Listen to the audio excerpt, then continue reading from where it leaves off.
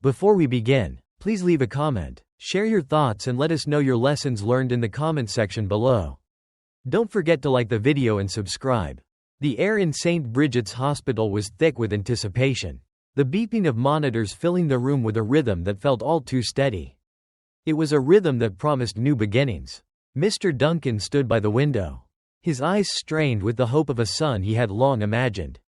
He had always dreamed of a boy to carry on his legacy, someone to help him in the carpentry shop, someone to be his companion as he aged. But life, as it often does, had different plans. Inside the sterile white room, his wife, Christiana, had labored for hours. She was the light of his life, a woman who laughed louder than the bells of the church and who loved mango pie more than any dessert. Their love had been a story of pure devotion, and the thought of raising their child together had kept them strong through their trials. But now, as he paced the hall, his thoughts strayed. He longed to hold the child in his arms, to breathe in that sweet, new scent of life. Then, the doctor arrived, a figure in a white coat, face grim, hat in hand. Mr. Duncan felt his heart race. The doctor spoke the words that would forever change his world. "Your wife is gone, Mr. Duncan, but your daughters are alive." For a moment, time seemed to stop. His mind could not process what had been said. Gone? His Christiana? It felt as if the earth had swallowed him whole. But then, reality slowly sank in. He could barely focus as the nurses placed two tiny, squirming bundles in his trembling arms. Perfect, identical, twin girls. A sob escaped him, his voice cracking as he whispered their names. Lillian, Millie, I will take care of you girls myself. His heart, still heavy with grief, swelled with love for the tiny creatures in his arms. He kissed each small forehead, swearing to do whatever it took to protect them. The grief of losing Christiana weighed on him. But in that moment, he vowed, he would not fail them. He would not let them grow up in a world without love, without care. He would raise them, even if it meant doing it alone. The following months were a blur of exhaustion. At night, Mr. Duncan would stay awake, rocking the babies to sleep in a cradle he had made himself, each piece carved with love and precision. There were moments when the weight of the world felt unbearable, when the hunger in his daughter's cries made him feel utterly helpless. But every time they reached out to him, every time their tiny hands wrapped around his finger, he found a new strength. Neighbors peeked over the fences, their whispers a constant reminder of how different this family was. A carpenter raising two girls alone? He's a fool, they would say. They'll grow up, marry, and leave him behind. What's the point of it all? But Mr. Duncan paid no attention to their mockery. He had his daughters, and that was all that mattered. There were many nights when exhaustion threatened to overtake him. The darkness felt overwhelming, and sometimes it seemed like he would never get the rest he so desperately needed. But in the silence of the night, as he sat by their cribs, the vow he had made echoed in his mind. I will take care of you. And so, he did. He stitched diapers from old bedsheets, boiled water in rusty pots, and learned to swaddle his daughters with an awkwardness that only love could overcome. Each day was a new lesson in fatherhood, one that he had never prepared for but was determined to conquer. The first time the twins were due for a checkup, Mr. Duncan's hands shook with fear. He feared they would say something was wrong, that they would take them from him. But when the nurse marveled at their healthy weight gain, something inside him shifted. Maybe, just maybe, he wasn't failing after all. As the weeks passed, Mr. Duncan found small victories in the everyday moments. The twins began to smile, their tiny faces lighting up the room with joy. Lillian discovered her thumb, and Millie, ever the spirited one, mastered the art of shrieking whenever she wanted attention. Their laughter, their tiny milestones, became his reason to keep going. Though the community continued to doubt him, he began to feel something change. The women from the village, once critical of his solitary parenting, started to soften. The village chief's wife, a woman who had never been known for her kindness, arranged for a group of women to take turns helping him. They washed clothes, brought soup, and taught him how to manage the twins' colic cries. For the first time, he realized that it was okay to accept help. And so, Mr. Duncan carried on. The months blurred together, and before he knew it, the twins were toddlers. They had turned his carpentry shop into their playground, scattering wooden shavings like confetti. Lillian said her first word, Papa, and Millie, always the louder of the two, shrieked it back at her. Those were the moments he treasured. The moments that reminded him why he made the sacrifice in the first place. But the world outside continued to whisper. There were talks of how a man could not raise children alone. The elders suggested he remarry, claiming that a mother's touch was irreplaceable. Mr. Duncan considered their words, but in the silence of the night, as he spoke to Christiana's portrait, he asked himself the only question that mattered: was he enough for them? He didn't have all the answers, but he knew one thing for certain: he would never give up. The days grew longer, and with every sunrise, he found new strength in his promise. A promise made to his late wife. A promise to his daughters. A promise he would keep, no matter the cost. And so, the legend of Mr. Duncan, the carpenter who refused to fail, began to quietly take root in the village. He didn't need anyone's approval. He didn't need their praise. All he needed were his daughters, and he would move mountains for them. It was a promise born from love. And love, as Mr. Duncan was beginning to understand, could conquer all. The sun hung low in the sky, casting a golden glow over the humble house that had once felt like a sanctuary but now seemed to suffocate with every passing day. The walls, once filled with laughter and light, now stood as silent witnesses to the bitter twist in Mr. Duncan's life. His twin daughters, now 5 years old, had grown into curious, strong-willed little girls. They were the light of his world, the reason he fought through each day, despite the crushing weight of loss and hardship. Yet, as he looked at them, the fear of the future crept into his heart. School fees had become an unavoidable reality. His carpentry business, once the lifeblood of the family, barely scraped by. Every month was a struggle. Clients came and went. Payments were delayed, and the bills piled higher than he could manage. He had always known this moment would come, but knowing didn't make it any easier. He had promised to give his daughters a future, to send them to school and provide them with opportunities he never had. But as the days grew shorter and his resources grew thinner, that promise felt harder to keep.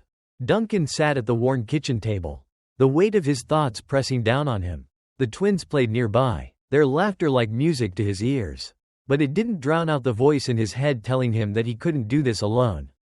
For a moment, the idea of remarrying, something he had sworn never to consider, seemed like the only way out. Not for love, not for companionship, but for partnership. A woman to help share the burden. Someone who could give his daughters the stability they needed. It was a thought he pushed aside time and time again, but the pressure of the mounting bills made it hard to ignore. And then, in the most unlikely of places, he met Clara. She was soft-spoken, a widow who had recently returned to the village. Her kindness was disarming. She admired his work, praised the furniture he had crafted, and expressed her fondness for the twins. "They're such sweet girls," she said, her eyes warm as she bent to their level, smoothing their hair. It wasn't long before Duncan found himself looking at her differently. Clara was kind, thoughtful, and, most importantly, she seemed to care for the twins. For the first time in years, Duncan allowed himself to believe that maybe, just maybe, there was room in his life for someone new. The wedding was small, simple, just a few friends, the twins dancing in bright yellow dresses, and a promise made beneath a mango tree. For 6 sweet months, Duncan allowed himself to believe in the possibility of happiness again. The house smelled of fresh bread, and bedtime became a time for stories told in 2 voices, his and Clara's. The twins, delighted to have a mama, flourished under the new structure. They were loved, they were cared for, and for a brief moment, Duncan felt as if he had found the second chance he had longed for. But, as is often the case with love, things were not as they seemed. One humid Thursday, Duncan returned late from the workshop, his clothes soaked with sweat and his body aching from a long day's work. He could hear the familiar shrieks of his daughters as he opened the door. But something was wrong. The sound was different, sharp, frantic, and full of fear. When he stepped inside, Clara was towering over the girls, a wooden spoon raised high. The twins flinched, and Duncan's heart sank. "Bastard twins," Clara spat, her face twisted in disdain. "You spilled palm oil on my new rug." Millie, ever the brave one, cowered behind her sister, while Lillian, protective as always, stood her ground. But the words cut deeper than any wound Duncan had ever felt. Something inside him snapped. With a voice shaking from both fear and rage, he stepped forward and placed himself between Clara and the twins. Touch them again, he warned, his voice low but deadly. And you will answer to me, and to God. Clara's face twisted in disgust. And without a second word, she packed her bags and left before dawn, slamming the door behind her. The neighbors would whisper, as they always did, about the failed marriage, but for Duncan, there was no time for anger, no time for regret. His focus was on the girls, on the promise he had made to protect them at all costs. The divorce was bitter, but the love for his daughters burned brighter than any flame of resentment. He had vowed never to marry again, and as painful as it was, he kept that promise. He sold his most prized possessions, his last remnants of wealth, just to make sure that Lillian and Millie could stay in school. He sacrificed everything, even his dreams, for theirs. As the years passed, the twins grew stronger, more intelligent, and more determined. They spent their days in the workshop, helping him when they could, learning about the tools and the trade that defined their father. They learned to laugh in the face of hardship, to push through pain and exhaustion. They were his daughters, and they carried the legacy of sacrifice in their bones. But the village did not forget. The elders continued to whisper that Duncan had been foolish, that he had sold everything for girls who would one day leave him. They mocked him, calling him weak, calling him a man who had thrown away his future for a dream that was destined to fail. But Duncan didn't care. He had his girls, and that was all he needed. His sacrifices became a quiet legend in the village. People began to talk less about his failures and more about his commitment to his daughters. The man who sold everything for the love of his children became a symbol of resilience. Even if the community could never fully understand the depth of his sacrifice. Every day was a battle. But Duncan had learned to fight with love. He knew the road ahead would be tough, that there would be moments when the weight of it all would nearly crush him. But he also knew that he would never give up, that he would never stop fighting for the girls he loved more than anything. And so, they continued on, Lillian and Millie, growing stronger, smarter, and more determined with each passing year, faced the world with their father's unwavering strength in their hearts. Together, they would face whatever came next, just as they always had. Years had passed, and life had molded Duncan into a man hardened by love, pain, and relentless sacrifice. The twins, once tiny infants cradled in his arms, had grown into brilliant young women, each with dreams of their own. Lillian, with her sharp mind and keen interest in aviation, and Millie, whose passion for mechanics and engineering could not be dimmed by the most difficult of circumstances, had blossomed under their father's unwavering care. Though their path was not easy, they had thrived, drawing strength from the lessons he had taught them, the lessons of resilience, sacrifice, and love. They had made it through the years, side by side with Duncan, the man who had given everything for their future. And now, as they stood at the threshold of adulthood, the future that once seemed uncertain had begun to take shape. The walls of their small rented apartment were lined with memories, their father's handcrafted wooden furniture, pieces that had been sold to support their education. A single bulb lit the room where Lillian and Millie spent hours studying. Their father had worked tirelessly to provide for them, scraping together every penny to ensure they had the tools and opportunities to succeed. But now, as their final year of high school approached, the strain of their upbringing began to weigh on them both. Duncan had always been proud of his work, but as the cost of living in the city rose, it became more difficult to keep up with the increasing demands of tuition fees, textbooks, and school supplies. He had already made countless sacrifices, even pawning his beloved carpentry tools to cover their educational expenses. But as the bills piled up and his body grew weary from years of hard work, the stress became too much to bear. The thought of losing everything for their sake, the very foundation he had worked so hard to build, hung heavy in his heart. Yet, despite the mounting pressure, Duncan never wavered. He refused to let go of his commitment to his daughters, to the promise he had made to their mother that he would give them a better life. He knew they were destined for greatness, and though the road ahead was uncertain, he was determined to see them through. One rainy afternoon, the twins were sitting at the dining table, their textbooks spread out before them. Millie was tinkering with a broken radio, her hands deftly rewiring the circuits while Lillian pored over a textbook on flight mechanics.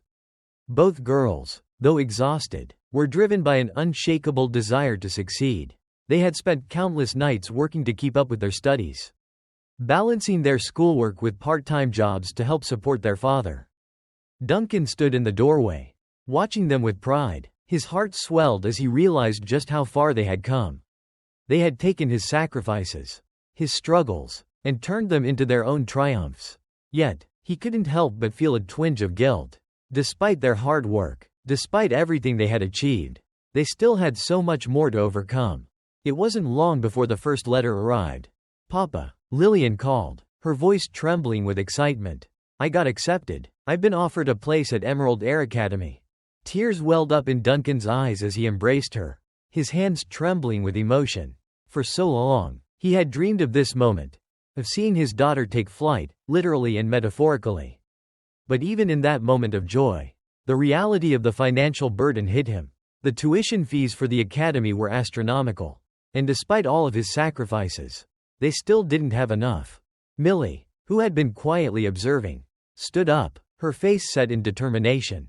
"Papa," she said, her voice steady but filled with resolve. "I've got this. I can make this work. We will make it work." And so they did. The twins, Lillian with her aspirations of becoming a pilot, and Millie with her passion for mechanical engineering, threw themselves into their studies and work with a new sense of purpose. Millie spent her weekends designing models for engineering contests, while Lillian applied for every scholarship she could find. Their father, always by their side, continued to work late into the night, his hands rough with the labor of a lifetime. But even as they pushed forward, the obstacles continued to mount. The rent on their apartment increased, and Duncan's body, worn from years of hard labor, began to show signs of strain. He could barely make ends meet, and yet he continued to sacrifice. There were days when he could barely stand from exhaustion, but he never complained. He worked harder, not for himself, but for them, for his daughters who had become his everything. As the months passed, the twins grew even more determined. Lillian, now fully immersed in her studies, had begun to make a name for herself in aviation circles. She attended flight simulators, participated in competitions, and impressed her mentors with her knowledge and skill. Millie, ever the innovator, had won an engineering contest with her design for an eco-friendly winglet. Both girls were on the verge of achieving their dreams, but the cost of education remained a constant obstacle. One day, as Duncan was cleaning the office building he worked at, he overheard a conversation between two businessmen. "What a fool he is," one said, "selling everything for those girls. They'll leave him once they're grown. They'll have their own lives, their own families. What will he have left?" The words stung, but Duncan didn't let them break him. He had heard the whispers before, the same voices that had mocked him for raising his daughters alone, the same ones who had questioned his choices.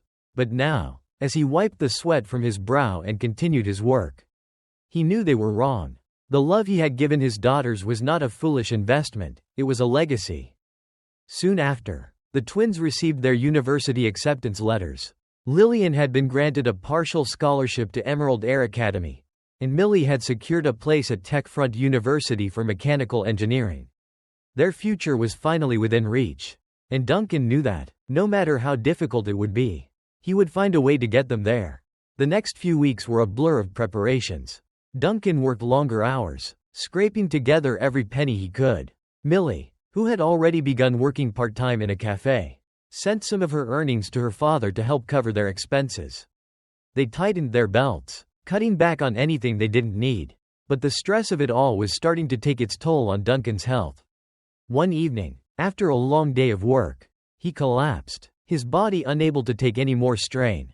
The twins, frantic with worry, rushed him to the hospital. The doctor's diagnosis was clear. Duncan had been pushing himself too hard. His body was giving out from years of overwork, and if he didn't rest, things could get worse. But Duncan refused to listen. He couldn't afford to stop. He couldn't afford to slow down now. Not when his daughters were so close to achieving their dreams. And so, despite the doctor's orders, he continued to push forward. The girls, knowing what their father had sacrificed for them, refused to let him down. They dug deep within themselves, finding strength in their father's unwavering resolve. The final blow came when Duncan received an eviction notice. The rent had increased again, and he simply could not keep up with the payments. His heart sank as he read the letter, his mind racing. Where would they go? What would they do? But as the twins prepared to leave their beloved home, something unexpected happened. Lillian received a call from Mrs. Mensah, the librarian at their local library. She had been quietly following the twins' journey and had learned of their struggles. She offered them a place to stay in her spare apartment, free of charge, until they could get back on their feet. It was a lifeline, one that Duncan, overwhelmed by emotion, could barely believe. For the first time in years, he allowed himself to accept help. It wasn't easy, but he knew it was the right thing to do. And so, the family packed their few belongings and moved into Mrs. Mensah's apartment. Grateful for her generosity, the twins, now determined to succeed more than ever, pushed forward with their studies. They faced every challenge head-on, refusing to be held back by their past. And as the years passed, their hard work began to pay off. Lillian excelled in her flight training, and Millie's engineering projects gained recognition in the industry. And then, one day, the impossible happened. Lillian was offered an internship with Skyway Airlines, and Millie was accepted into a prestigious program with Aerotech Manufacturing. Their dreams were no longer just dreams, they were becoming their reality. Duncan, now older and wiser, stood proudly beside his daughters as they achieved everything they had worked for. They had not only succeeded in their careers but had also managed to turn their family's struggles into triumphs. Duncan's sacrifices, though painful at times, had been worth it. His love, his unwavering commitment to his daughters, had shaped them into the women they had become. And so, as Lillian and Millie stood on the tarmac, ready to take flight, Duncan knew that he had done what he set out to do. He had kept his promise. The vow he had made to his late wife had not only survived, it had taken flight. Soaring higher than he ever could have imagined.